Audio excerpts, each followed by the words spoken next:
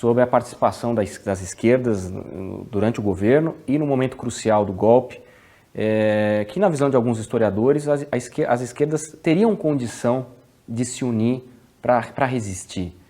Qual que é a sua opinião sobre isso, doutor Plínio? E como é que eram as esquerdas do seu ponto de vista? Havia muita divisão dentro da esquerda? Muita divisão e, sobretudo, muita irresponsabilidade. Uma vez o Samuel Weiner, que era jornalista e era meio confidente do Jango, me chamou para jantar na casa dele e disse: olha, eu estou chamando você aqui porque o presidente pediu para eu falar com você. Ele disse: vai lá e fale com o Plínio Sampaio, que ele é o único daquele grupo ali que não é termocéfalo, é o único que não tem a cabeça quente. Para dizer o seguinte, que tem que moderar os ataques e as provocações, porque eu não tenho condição de aguentar. Com isso eles atraem uma oposição que eu não tenho condição. Se vier para cima de mim, eu caio. Então diga a eles o seguinte, que eu estive hoje, pela manhã, com um embaixador soviético e disse ao embaixador soviético que eu via a situação muito difícil e que talvez eu fosse obrigado a tomar alguma atitude menos institucional. Não propriamente um golpe, mas tomar algumas medidas que não estariam respaldadas por lei. Ele não disse que ia dar golpe, ele disse que ia tomar medidas, mas terminaria num golpe, né? Aí o embaixador disse a ele o seguinte: olha, Cuba custa 8 milhões de dólares por dia ao governo soviético. Cuba tem 8 milhões de habitantes. O Brasil custaria 80 milhões de habitantes, de dólares, porque tem 80 milhões de habitantes. Para Cuba nós temos condição, para o Brasil nós não teríamos condição. De modo que eu queria dizer ao senhor, nem pense em golpe, porque nós não temos a menor condição de ajudar. E de fato, você sabe que o primeiro país que reconheceu, antes dos Estados Unidos, o governo militar foram os soviéticos. Antes do governo americano? Antes, foi o primeiro. Primeiro. É impressionante. Tá, de 64, né? O Prestes, segundo o seu relato, é o mais confiável possível. Obrigada. Ele era muito crítico ao espírito conciliador do Jango, não é? O PCB, de uma maneira geral, né, estava em oposição ao governo. É só pegar os documentos do PCB da época. Isso. O PCB era oposição ao João Goulart, né?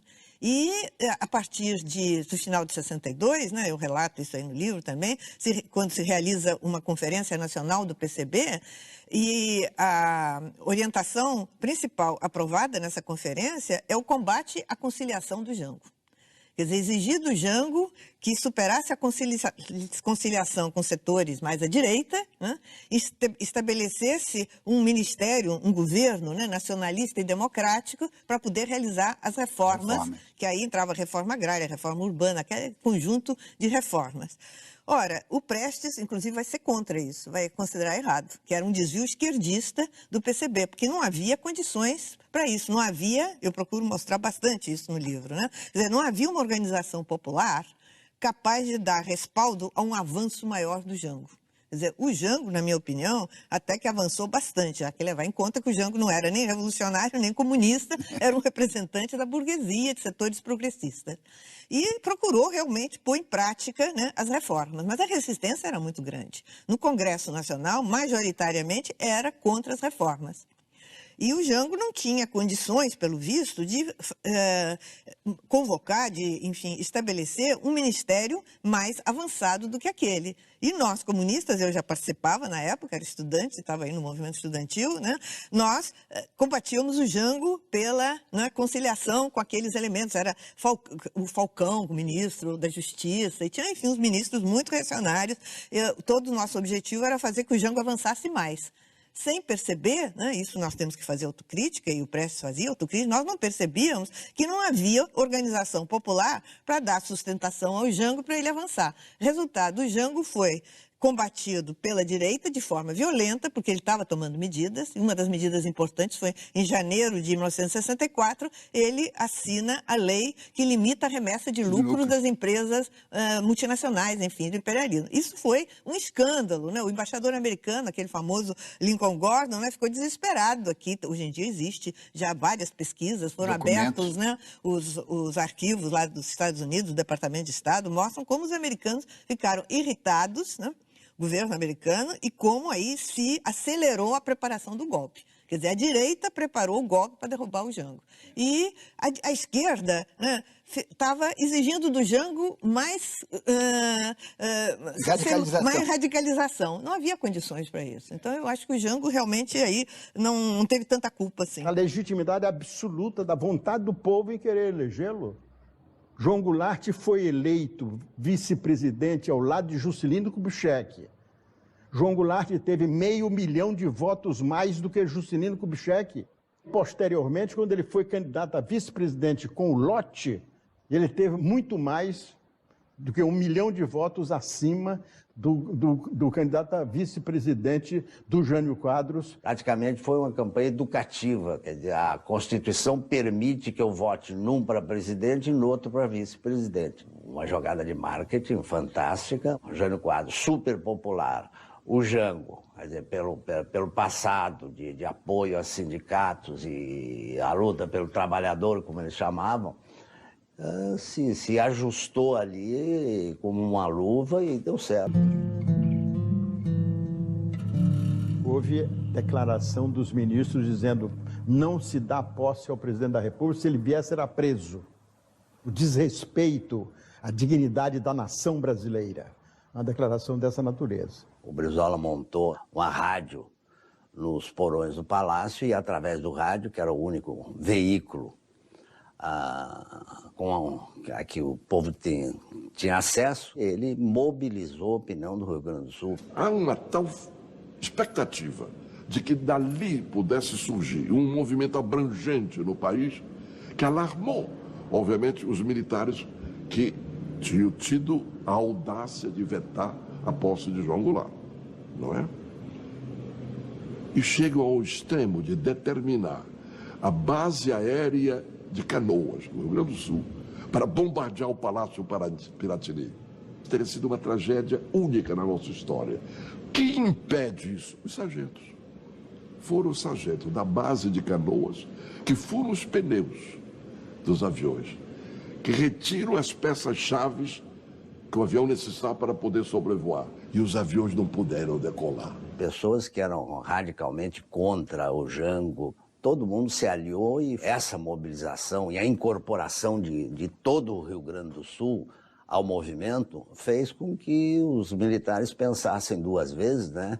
E abriu o caminho para a volta do Jango. Vem a possibilidade introduzida pelo Congresso de uma solução que é uma solução de parlamentarismo. Ali houve um acordo político entre o Jango, o Tancredo e o Aurmar Andrade falando em nome de um grupo muito forte na Câmara, que o parlamentarismo seria temporário e que depois se encontraria a melhor maneira de restabelecer o presidencialismo. Ele seria presidente de uma nação parlamentarista.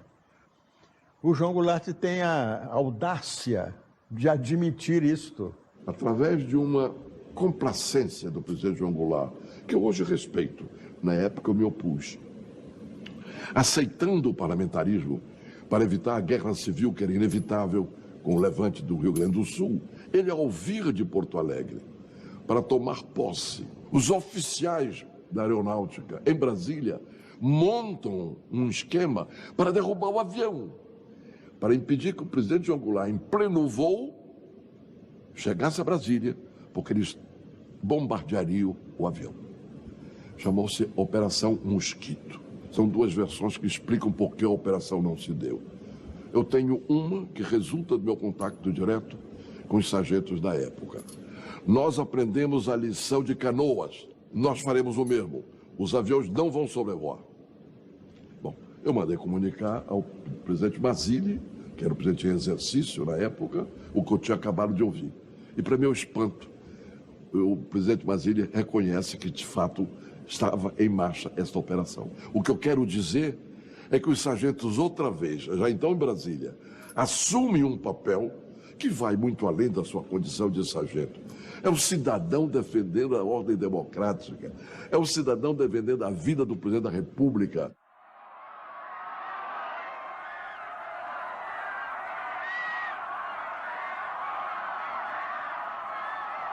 Jango se fez sucessor de Getúlio, por méritos dele. Um jovem estancieiro muito rico, engordava 20 mil cabeças de gado por ano, podia continuar na sua vida aventurosa e bem-sucedida, mas o convívio com Getúlio o foi chamando para outras tarefas. Uma tarefa que era o Brasil, que era o trabalhismo, que eram os trabalhadores.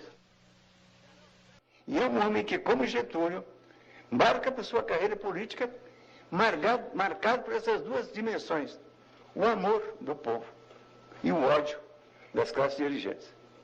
Ele era muito simpático, as pessoas que não gostavam dele, depois de uma entrevista, saíam geralmente encantadas. Quem pedia entrevista, que ele tinha algum interesse político, ele concordava logo, porque ele sabia que era uma arma poderosa, o charme dele, era muito charmoso, danado. O Jango era um sujeito muito bom também, bom de sentimentos. Ele gostava de ajudar as pessoas e, enfim, um cara legal. Jangar é muito mais do que votar, eu vou jangar, é Jango, é o Jango Goulart. Pra vice-presidente a nossa gente vai jangar, é Jango, nosso Jango Goulart. Uma última pergunta, doutor Plínio. Qual foi a marca do governo João Goulart? A marca do governo João Goulart foi a preocupação com a pobreza, a preocupação com o pessoal pobre. O Jango era preocupado com isso. O Jango era um homem muito simples, eu convivi com ele, é uma pessoa simpática, uma pessoa muito de bem com a vida, um homem... Ele era um homem, por exemplo, que uma das coisas que me contaram, que ele, quando acabava de jantar e tal, ele descia no porão, onde ele ficava a guarda pessoal dele, que ele trouxe do Rio Grande do Sul. E ele ficava tomando chimarrão e conversando com ele. Um homem simplé. De modo que foi realmente... foi uma perda grande para o Brasil.